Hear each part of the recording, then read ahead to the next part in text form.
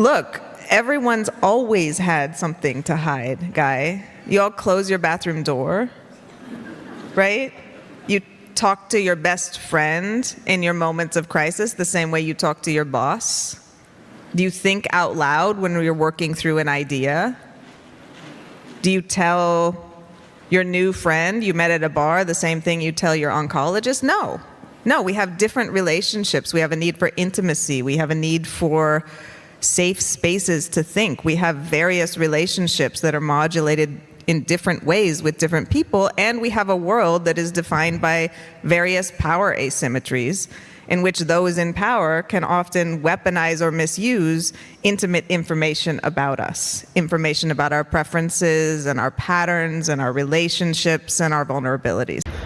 This answer Meredith is giving was from Guy Kawasaki, asking about whether this whole privacy thing really is a thing, you know, and he's playing devil's advocate. This is a guy who was in the earlier days of Apple and is most certainly fully aware of the entire freedom fight that we all, even unsuspectingly, are in. And so what he's doing there by asking a question about why is this whole privacy thing important, and then she then gives these examples that we all have things that we want to remain private, he's playing devil's advocate here. He doesn't think that it's nothing. She has the opportunity, because of his question, to point out just why it matters. And there's a couple of things here that she's not saying, but she's inferring, which I wanted to just point out. One is that some people think, well, you know, I don't care for privacy. I don't care if anything of my stuff's private because I've got nothing to hide. But yet we still put a passcode on our phone, or we still have a PIN number, or we still lock our doors. And that, maybe if there's something inside our house that we don't really mind if it was stolen, it's still useful to us. And we may have nothing on our phone that we mind if anyone else sees, but the reason we still secure our phone is because those things still are ours. And it's a fallacy to think that privacy doesn't matter because I don't care who sees my stuff. It's like, okay, hand me your phone and let me scroll through all of your messages then. Because that's what the point is that we're trying to avoid. We're trying to avoid a situation where state actors or any form of platform has an overarching ability to view, modify, censor, litigate against. That's the point. Now, every single message you've ever sent in your life is suddenly on a database, and a link just got sent to everyone you know. That's your boss, that's your best friend, that's your dad's best friend, that's the weird guy who comes to your Thanksgiving, that's everyone you know. And they click on that link and they can access that database. And there's a little AI bot that's like appended onto that database so they can quickly summarize everything in that database, search their name, search that one time you told that weird lie because you hadn't had coffee, search that time you talked shit on your best friend because you were in a weird place and you feel really bad about it, but thank God you had Signal disappearing messages. Or did you? Search that message to your doctor, search that thing you sent to your colleague that was really mean about your other colleague, search your prescription information, search the time you talked to a union organizer, search the time you reported corruption at your workplace to a journalist. All of that is on there. How much of your life would survive that? Okay, that's what's on Meta's servers. That's what's on Google's servers. A handful of companies in the world, beholden to whichever government is in power, with that type of information. They can, of course, use it to influence you to buy one thing, athletic greens or whatever it is, fairly innocuous, right? But what else could be done about that? And I think we need to then realize the stakes of having created a world in which that type of centralized surveillance power and power over all of us, that even in the most mundane case, we live a regular life, we have a regular job, we have regular friends, we have, you know, joy in the little things, could be used to devastate us. So I don't want to hear anyone talking about not caring about privacy if we really absorb the lesson of what that means. And what I hope that means as well is we can start working in small and big ways to create a world that looks a lot more like Signal and a lot less like this centralized power predicated on surveillance. It's an interesting one, this bit, because she is asking an audience, South by Southwest, to imagine all of these moments where their privacy could be breached. She is making examples that anyone can relate to. And bearing in mind the audience applauds so many times during her talk, during the interview with Guy, you would imagine that no one in the audience would have any doubt whatsoever in the reason that privacy matters. But what I suspect happened next was that they opened a non-private service and they said things that, if used against them in the future, would be devastating, just as she mentions. And this is part of the exasperation you can spot, maybe. You can make examples blatantly clear and people don't necessarily action anything differently because of it. And so, yes, she's trying her best to show why it matters to a group of people who 100% would care if their private conversations were somehow used against them or weaponized against them or manipulated or litigated against. 100%. No one wouldn't want to vote for privacy if one were to be aware of the consequences. So now imagine we're a for-profit, but we have this, very staunch privacy mission, as we do now, right? That's our objective function. Do it as privately as possible. But then I have some board members, right? And they're like, look, you're not actually meeting your shareholder targets. You're not meeting your investor targets. There's no revenue coming in. How about, let's do Signal for Business, and that's not encrypted, right? Well, let's just collect a little bit of metadata so we can do, some, I don't know, silly feature where people, whatever, and then the investors will like it and you get your Series B or what have you, right? That's the pressure we have to avoid if we want to stay true to our mission and we want to acquit ourselves admirably given the responsibility we have to the people who rely on us. So we cannot, in terms of our mission, risk that kind of pressure in an ecosystem where profit is created via practices that are diametrically opposed to what we stand for. She's right. When you have shareholders, their ambition and their priorities are obviously affecting you. You can't easily disagree with people who own your company. And what's more so is that if you have signed a deal with a particular type of venture capital investor, you are duty bound to perform under the sanctions on which has been agreed. And if that means that decisions are made with those priorities at the forefront, then what gets deprioritized? In other words, as Meredith says, if there's something that should be done in the shareholders' eyes, you have to then do it. Otherwise, the shareholders can do all kinds of things, from selling the stock and creating all kinds of havoc. It's not great. So the way we do it is to not sell equity, and that will always be the case until, or if there were to be a situation where we could sell equity without having to answer to priorities that weren't squarely in line with what we're doing. Signal's version is to be a charity, or a not-for-profit, I should say. Sure, that they can still get paid. I mean, you've got software developers on $300,000 there. Meredith is on like $190,000 or whatever it is, and or maybe 160. But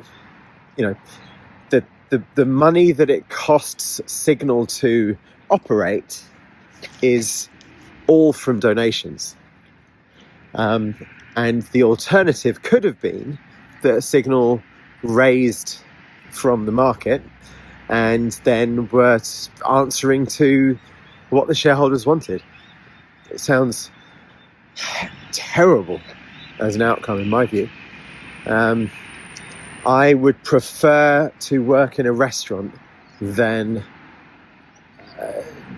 have to minimize the ideology, minimize the values of what we're doing itself.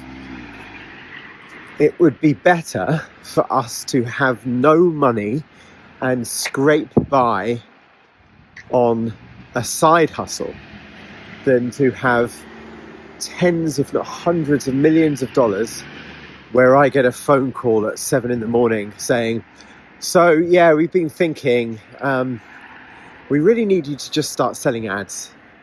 We need to, I know that you've got this whole kind of value thing and privacy thing, but if you could just kind of chuck in this service so that we can monetize in this way that we believe in, users won't even know. It's not. Is it an abuse of privacy if everyone's doing it? Hell yes, it is an abuse of privacy, but hell no, I'm not going to do it. Anyway, so yeah, I completely agree with her on that point. In terms of shareholder influence, not necessarily a good thing. Could be a good thing, depending on the agreement and the shareholders, right? The question is, not collecting data will mean no AI enablement, which in turn will impede progress and innovation. I mean, AI is also a massive booster. Share your view, please. You asked for it. You're going to get it now. No, look, I mean, one, yes, that's true. That is true. I don't think it means impeding progress and innovation, and I do want to pick that apart because I think conflating whatever the newest product, whatever the newest offer from a tech company is with progress and innovation is part of how we got here, right? Like, there is nothing natural about the current AI ecosystem. There's nothing natural about the amount of surveillance data in the hands of a few companies.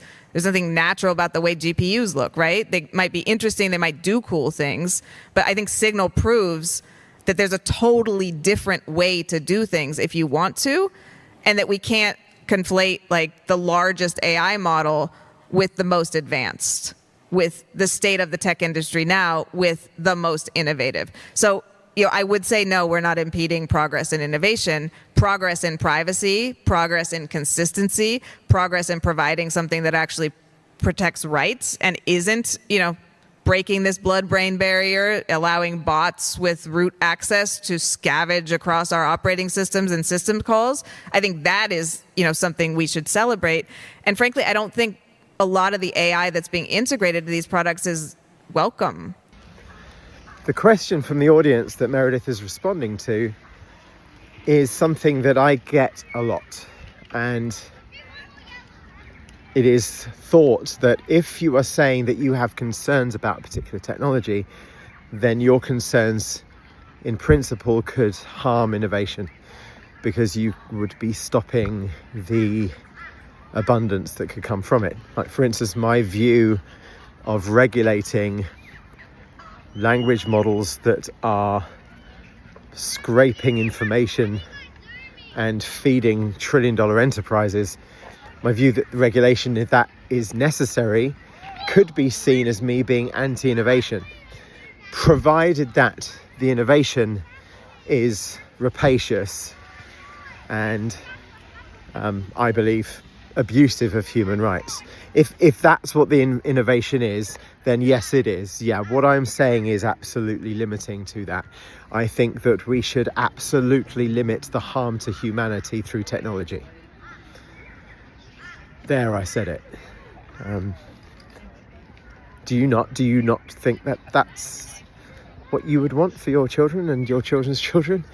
Do you want them to be enslaved to machines that suck our information and monetize their own purposes? Is that what you want your kids' world to be? But after all, we've got used to it. We've got used to a situation where that's the world in which we live. So there's nothing more. It's not surprising, right? It's just the way that things are. I mean, ultimately, with Meredith's comments, it's a relief for me to hear someone who is echoing almost identically my concerns, and I'm sure many of our concerns. It was sent to me, the video was sent to me by many people over the weeks after it was first shown, and I feel that there's an increasing point that is being realised around these things. There is a level of somewhat tragedy in the exasperation that you can potentially spot in how she delivers what she delivers. The tragedy I'm speaking of course, is this weird situation where one has to almost make an argument for human rights to humans, where you would imagine there shouldn't need to be an argument when she's kind of saying to a bunch of humans, you have got rights. You don't need to be enslaved to these technologies. You actually do care about your privacy. You know, as you saw in one of the clips around what would happen if were all of these messages, all this content was used in discovery. It is weird that we need to try and convince people that they have a right to their privacy. And I think that what's happened is that the Overton window, the constantly moving normalization of the outrageous, has meant that we have got so far removed from that concept that it seems alien to us. Equally, I think there is a lack of feeling of the consequence. And because most of us haven't felt the consequential damage of privacy abuse, that we don't see it as a risk. It's only when someone breaches our boundaries, it's only when someone breaks into our car that we realise the importance of the lock, or it's only when we've had an idea of ours stolen or a business of ours collapsed by a business partner that we realise the importance and the sanctity of what trust really looks like and what security really feels like. These things are the signposts of us to realise how important it is. And until we actually have those signposts of the consequential harm, it's very hard for us to realise the point. I remember consulting a insurance company once in the States, and the problem was that there was the problem was people wouldn't take out policies because they didn't realise the need for the policies. And so I think, and I was working in an advertising firm at the time, we were advising on this. I think we came up with a computer game where the outcome for the character in your character in the computer game was either with or without insurance. And so without insurance, the scenario in the game was pretty bleak. When the insurance policy had been taken, then the outcome was fantastic, and it kind of enabled people to realize the consequence. I must admit, I found it tremendously ironic that due to OpenAI losing a lot of their staff to Meta, I think one of the OpenAI team said that they felt almost abused, like someone had come into their house and stolen something, which is outrageous for a company that's business model is coming into your house and stealing something, i.e. all of the information you put into it. Oh, the irony. It's like bank robbers being up in arms for someone stealing their wallet. It's like, it's literally what you do. But anyway, I think all in all,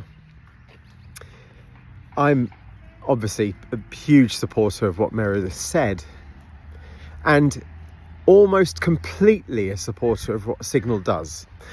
The only thing that I disagree on is the fundamental architectural choice moving forward. I believe that there are decentralized solutions that the Signal team have not necessarily considered in the way that is possible, and we will demonstrate that with Self. But that isn't to criticize any of their choices as a business. And frankly, because I have a fundamental concern and almost an existential concern about centralized server technology that Signal use. If it weren't for that, then I would, I'd be wanting to be very much involved in Signal. But they and I have a different view of the architectural choices, and that's okay. That's certainly not a criticism of their ideology of privacy. I could not agree more with what Meredith says, and it's lovely to have not only so many people applaud during her talk. It's one of the very few moments in time when a business leader is saying something on stage and every line that they say is like, thank you, finally, So anyway, I'm looking forward to seeing how the future of Signal plays out and how Self matches up against that. Let's see what the future brings.